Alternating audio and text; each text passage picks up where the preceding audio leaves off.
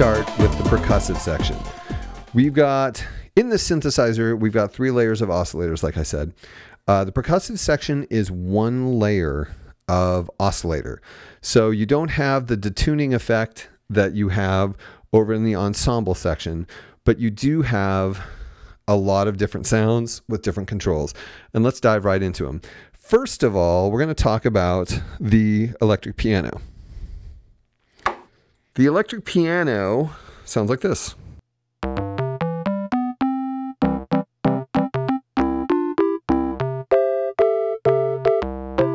Now you might say to yourself,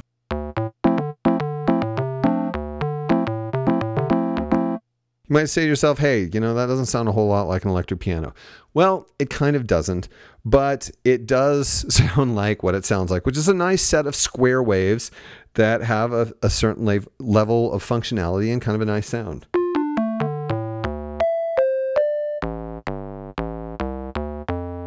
And if you say to yourself, hey, I need a higher octave than that, we can go right over to the octave up button and hit that.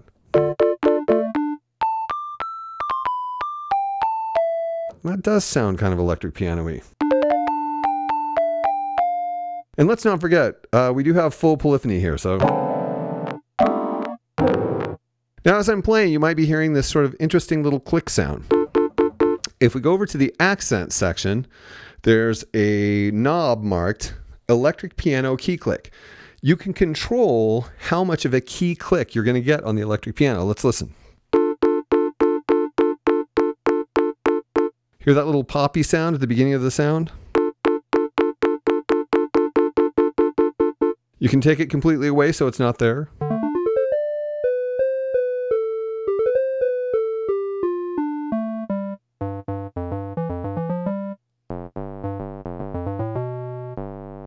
Or you can bring it in to suit your taste. So that's pretty cool. It's a nice square wave sound. Okay, next we have what's called Clavi.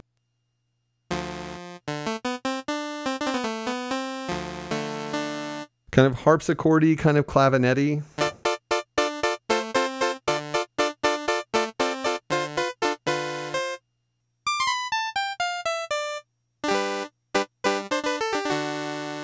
One thing we haven't talked about yet is the sustain. So if any of these sounds are too plunky for you, you can turn on this sustain button. And then this decay, it's kind of interesting. This is the decay of the sustain, I guess. This is sustain not in the analog synthesizer sense of sustain, but in the piano sense of sustain, which is to say the sound will continue. And this sets the decay of that sustain, which is a confusing terminology that I would rather not talk about in regard to envelopes because it's so confusing. But anyhow, here's what it's like. You can get it quite long.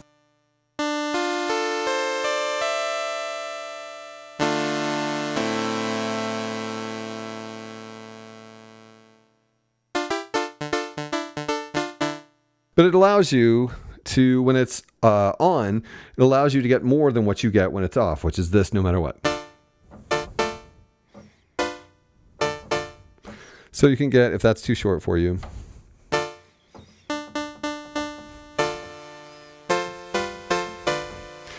So that's very helpful. Anyhow, that's the Clavi sound here. Let's listen to it lower down. You can kind of hear some weird octave thing going on there. That's just part of what this synthesizer is doing to come up with that sound. Okay, next we have the piano sound.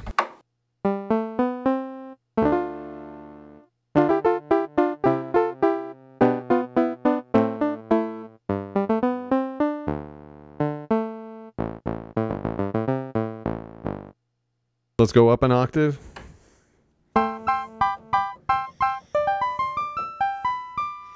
If you wanted to, you could be playing this with a sustain pedal.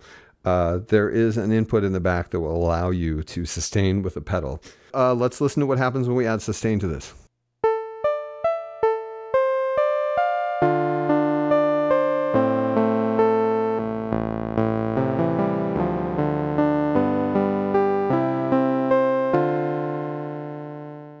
while the piano, I guess you could kind of theoretically hear how it's supposed to be a piano, it's really just a pleasing sound.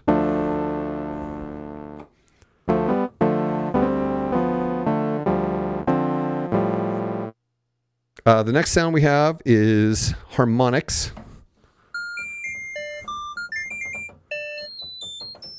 which is just a super, it's a square wave that is amped up an octave or two. And you might say, well, what good is that? Well, you could use it as a celeste. Let's get some sustain.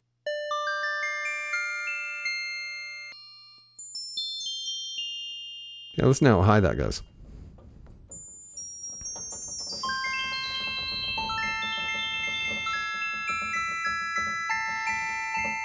But really what the harmonics is great for is adding to, for example, the electric piano. And yes, we haven't talked about this yet. I've been choosing these individually, but they can all be played at once. Here's the electric piano and harmonics.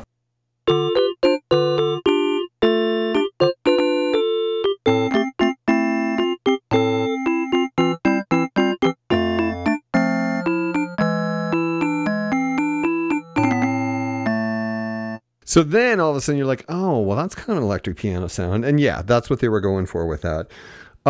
Like I said, though, you can add more than that. Let's bring the piano into it, okay?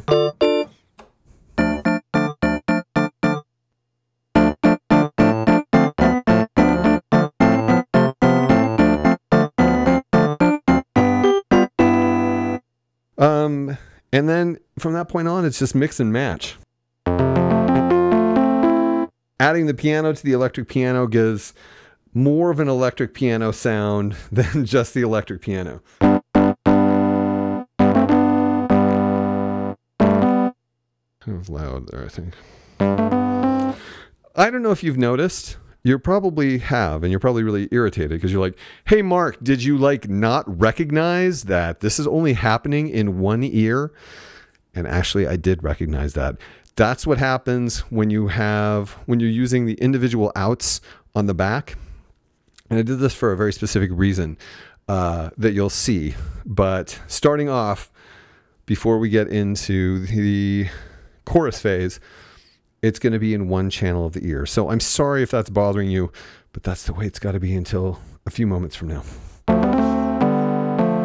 One of the things we haven't talked about yet is this tremolo. Let's listen.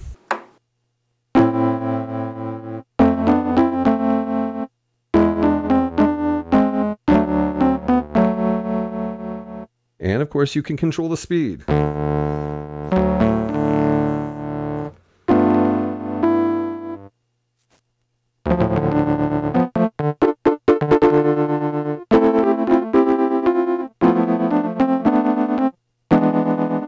Could get quite fast, actually.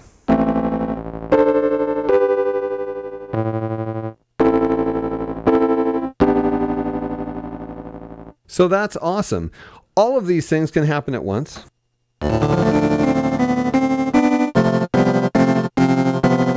With sustain.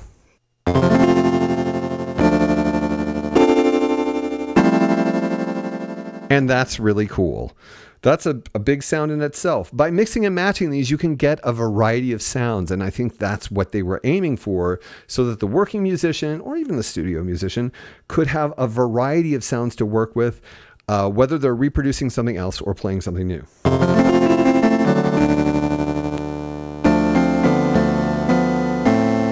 And we have more control over this. If we come over here to this section called tone, it's probably like a 6 decibel per octave filter. Here's what happens. Yes, it is getting quieter, but it's also getting filtered.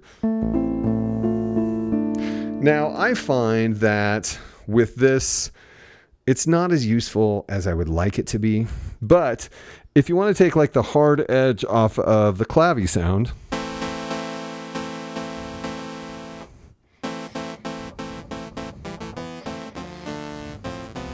and then you can jack up the volume if you want, if it gets too quiet. You can use this to sort of shape the tone.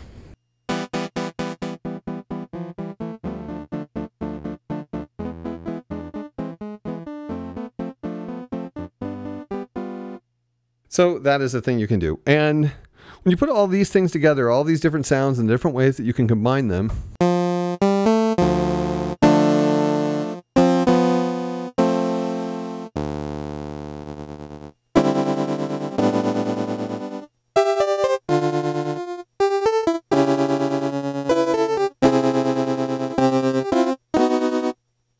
you can get a relatively wide variety of sort of keyboard related sounds.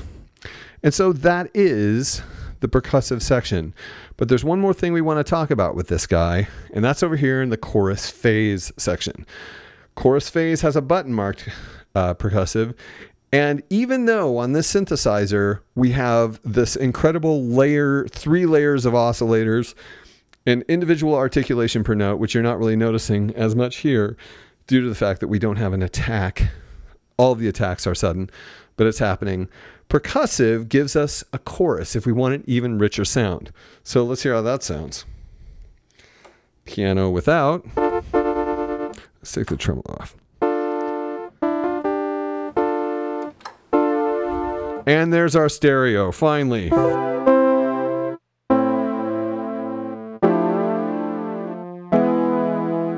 Really livens and enriches the sound.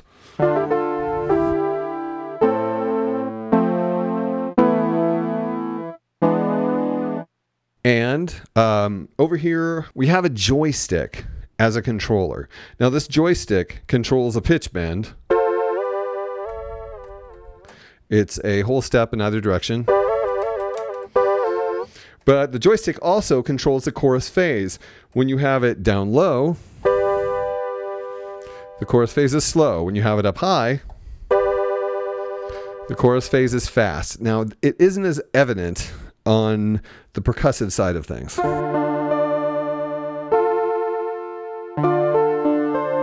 Yeah, you can hear it.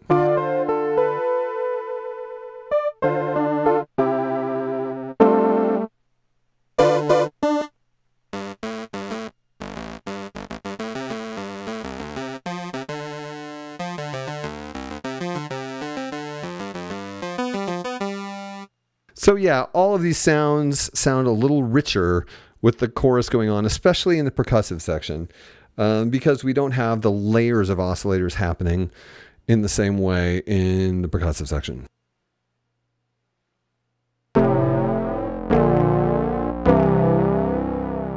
But listen to that sound, how full and rich and frickin' awesome it is.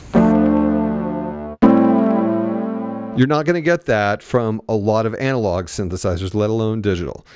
So that is the percussive section. Next, we'll talk about the ensemble section.